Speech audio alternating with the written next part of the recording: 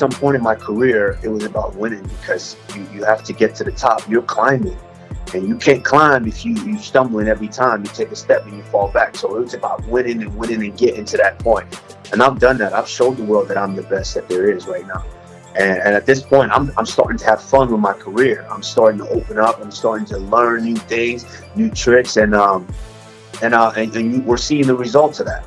And so in this fight, you know, the reason I wanted to have this fight is because I wasn't truly satisfied that first one. I took the fight on 6 days notice, actually less than that, and cut all the weight, flew all the way up to the other side of the world with a broken nose, and still fought this man and dominated this man. And but I wasn't satisfied with the way that I dominated him. You know, I want to end this fight in emphatic fashion, and which is why we're replaying this fight. Yes, I mean, first of all, we call him George. We don't call him Jorge. He don't get Jorge. It's George, you know. And yes, I give credit where credit is due. He's a good fighter, which is why he's still around. He's been around for all these years because he's a good fighter. But I'm a great fighter. I'm an elite fighter. You know, there's a separation. There's levels to this, which is why, you know, look at my record. Look at his record. Look how many fights he's had, and look how many fights I've had. You know, to become champion and to continue to reign as champion. You know, the reason he's in this position right now is because I put him there. You know, he's a good fighter, very, very good fighter. I take nothing away from him, but there's levels to this, and I'm levels above him. You know, we got this little street thug calling himself Jesus. He thinking he's Jesus, and you know, Joe, we tried to make that fight several times. They tried to make that fight, but he kept backing out. The only reason this man took the fight is because it was on 6 days' notice, and he had a built-in excuse. And he's still running his mouth, talking about he broke my nose and stepping in on 6 days. Give you 3 weeks, he's gonna do something. Guess what? It's not done. I'll give you a whole training camp. I guarantee you won't sign on that dotted line, because this time I'm gonna finish your ass. That's the fight you want next, or another fight with Jorge Masvidal? Any one of these fools can get it. Any one of them.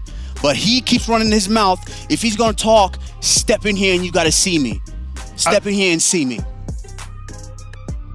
This is my cage. I'm the undisputed welterweight champion for a reason. This is my cage. I don't care who you are. When you step in here, there's no friends. You know, he said it himself. He put himself there. He said himself, I have something he wants, and he's coming to take it. So when you step into my cage, we have to go to work. And so from start to finish, there was no friends in there. There was no friends at all. I had to go in and I had to do what I needed to do, and that's go in and win this title. And like I said, I am the best on the planet for a reason. Now, everybody else, y'all need to put some respect on my name. I am the welterweight champ for a reason. I'm here to stay. You know, when we're preparing for all these competitions, when these guys are fighting, you know, a lot of guys watch film and they watch tape, and that's it. All right, I know this guy's good at this, and they go in there and compete. That's not necessarily me. I'm not just watching film. I'm not just watching your techniques. I'm watching the man. I'm breaking down the man. I'm breaking down his heart. I'm watching how he conducts himself. I'm watching how he moves. I'm watching his subtlety, the subtle motions, and just his behavior. That's what I want, because when I get in there, I take something from each and every guy. Yes, of course, the knockout is great. It's fun for the fans, people to see, and all that. And the submission is great. And yes, you finish the fight. You know, but at the end of the day, for me, I want to break them inside. I want to break their heart, because as a man, that's why they call it mano y mano. As a man, you compete against another man, and this man breaks you inside. That stays with you forever, for the rest of your life. You can be 72 in your rocking chair, and you will still remember that man that broke you that day, that was just a better man than you. And that's what I aim to do with each and every one of these guys. You know, make no mistake, he's very talented. He's a very, very tough, and you know, rightfully so. He's a great fighter. I take nothing away from him. He's a great fighter. But even great's not enough when it comes to me, and he understands that. You know, and the fans might not understand it, but you know, that's what I'm aiming to do April 24th. There's nothing wrong with him being a journeyman, because you kind of have to be accepted. You fought on this show, you fought on that show, you fought on that show. There's a reason these other shows are still saying, hey, we want you to fight for us. Because it's a journeyman. There's nothing wrong with that. It's just when it comes to him and I, there's levels.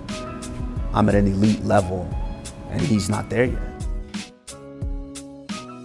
If I look at all the pools of guys, I've been through all of them. Now I'm just lapping them all. If we're running a race right now, I'm lapping everybody right now. And he's the first guy, so he's dead last right now, the first guy I'm about to lap. So yeah, you know, I'm lapping him, and he's, you know, does he bring a little bit more eyes? Absolutely. You know, I don't take that away from him. You know, I'm proud of him for everything that he's done. Absolutely proud of him. And, you know, respect in that aspect. But let's be honest, I have what everybody wants. Yeah. You know, it's green panty night when you fight me. You know, he's not getting the pay-per-views and stuff like that on his own. He has to fight me. And so, yeah, is he the biggest name right now in the division out of all these guys? Absolutely, but he's the first one that I'm lapping right now in the division. You know, I think this is where I set myself apart from a lot of other guys, is being able to deal with it and still walk towards that fire. I mean, when I fought Covington, I was dealing with a lot. And I got through that. You know, when I fought Masvidal for the first time, I was dealing with a lot, and I still got through it. When I fought Gilbert Burns, that was a lot, and I got through it. This would be no different. You know, that's where I set myself apart, is being able to take care of business, even when it's tough against, you know, a mountain of responsibilities and problems and things of that nature. I'm still able to prevail. I mean, everybody that I fight now, I'm giving a gift, because let's be honest, everybody knows that when you fight the champion, you make the most, you know, your purse is a lot bigger. So this was a gift to anybody that I chose to give it to. Had it been Edwards, it would have been a gift. Had it been Covington, it would have been a gift. You know, of course, had it been Masvidal, it would have been a gift. So I didn't think about it like that. All I thought about was where I was right now in my career, how I'm performing right now in my career. And, you know, that was the biggest deciding factor for me, was I'm getting better. I'm getting better. And it shocks me, myself, because, you know, usually when people become champion, it's like, okay, people can't wait for the fall. But I'm getting better, and I know that. So, you know, with that fight going the way it did, I dominated the fight every round. But when an opponent comes in with the built-in excuse, and I know that's why they took the fight, and they're still running with the excuse after the loss, I need to put an exclamation on that one. And you know, that was pretty much it. I spoke to the UFC, I spoke with Dana, and Dana said, all right, you know, if you want to make it happen, let's do it.